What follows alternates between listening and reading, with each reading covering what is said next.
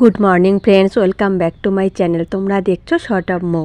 আর আমার এই চ্যানেলে তোমাদের অনেক অনেক স্বাগত। নতুন বন্ধু, পুরনো বন্ধু, তোমাদের সবাইকে অসংখ্য ধন্যবাদ আমার সাথে থাকার জন্য। আর পুরো ভিডিওটা স্কিপ না করে দেখার অনুরোধ রইল। আর একটা লাইক করতে অবশ্যই ভুলো না ফ্রেন্ডস। আগের দিন তো তোমরা দেখতেই পেলে, অনেক কিছু তোমাদের মাঝে শেয়ার করলাম। অবশ্যই অনেকে কমেন্ট করেছো, যারা আমাকে কমেন্ট করেছো তাদের অসংখ্য ধন্যবাদ জানাচ্ছি। আজকে আবারও নতুন একটা ব্লগ নিয়ে চলে এলাম। আবার চলে এলাম কন্টিনিউ ব্লগ আর কি শুরু করব, সে কারণেই তোমাদের মাঝে। তোমরা তো জানো ব্যস্ততার মধ্যে ছিলাম, তার মধ্যে এইবার জ্বর এসেছিলো মাঝখানে, সে কারণেই সেটাও তোমাদের সাথে শেয়ার করেছিলাম। এখন সকালে যাবতীয় যা কাজ আছে সব কমপ্লিট করা হয়ে গেছে আমার, দেখতেই পাচ্ছ। এখন এবারকে স্নান করিয়ে দিয়ে তারপর আমি স্নান করে নেবো। আর আজকে বাড়িতে পুজো আছে, সেই পুজোটাও তোমাদের মাঝে শেয়ার করব। আর পুজোর যাবতীয় কোনো কিছু কাজ আমি করতে পারবো না, কারণ শরীর ভালো না। দেবরানী আর শাশুড়ি মা সবই করবে, আমি শুধু রান্না করব। সেই রান্নাটাও তোমাদের সাথে শেয়ার করব। চলো ফ্রেন্ডস, তাহলে স্কিপ না করে ব্লগটা দেখতে থাকো শেষ পর্যন্ত। ভাত রান্না অলরেডি হয়ে গেছে, এখন মাছের ঝোল করছি, সেটাও তোমাদের সাথে শেয়ার করছি। ভাত রান্নাটা শেয়ার করলাম না, সেটা স্কিপ করে গেলাম ফ্রেন্ডস, তাহলে ভিডিওটা অনেক বড় হয়ে যাচ্ছে, সে কারণেই। আর অনেক বড় ব্লগ তোমরা কেউই দেখতে চাও না, সে কারণে। আর এডিট করতে কতটা টাইম লাগে তোমরা তো যারা এডিট করো তারা অবশ্যই জানো। সেই জন্য লাইক করতে একটা ভুলো না, অবশ্যই একটা লাইক করে দিও। কাল যেখানে গেছিলাম আজকেও সেই জায়গায় যেতে হবে, সে কারণেই এত কিছু করছি তাড়াহুড়োর মধ্যে। যতটুকু পেরেছি তোমাদের শ্যুট করে দেখানোর চেষ্টা করছি।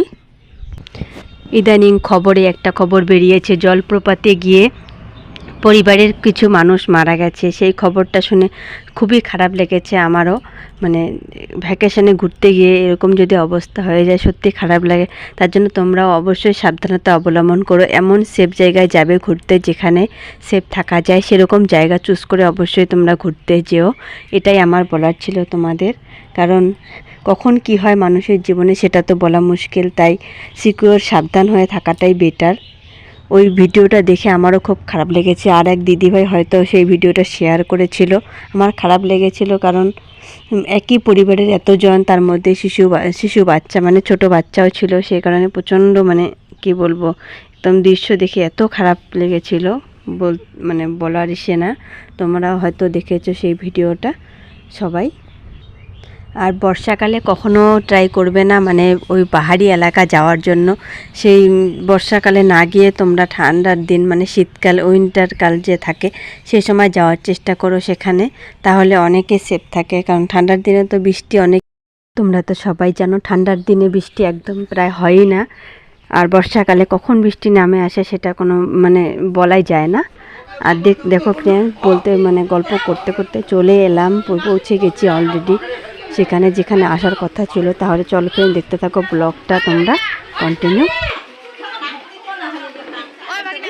ফ্রেন্ডস, অনেকক্ষণ বসে থেকে সবার সাথে গল্প করে খাওয়া দাওয়া করে তারপর বাড়ি চলে এলাম। এই যে দেখতে পাচ্ছ বাড়ি পৌঁছে গেছি অলরেডি, সেটাও তোমাদের সাথে শেয়ার করলাম। আর বাড়িতে এসে কীর্তন দেবো, সেটাও তোমরা দেখতে পাবে। তোমরা দেখো তাহলে ফ্রেন্ডস। আর ব্লগটা আমি এখানে এন্ড করছি, দেখা হচ্ছে নেক্সট ব্লগে।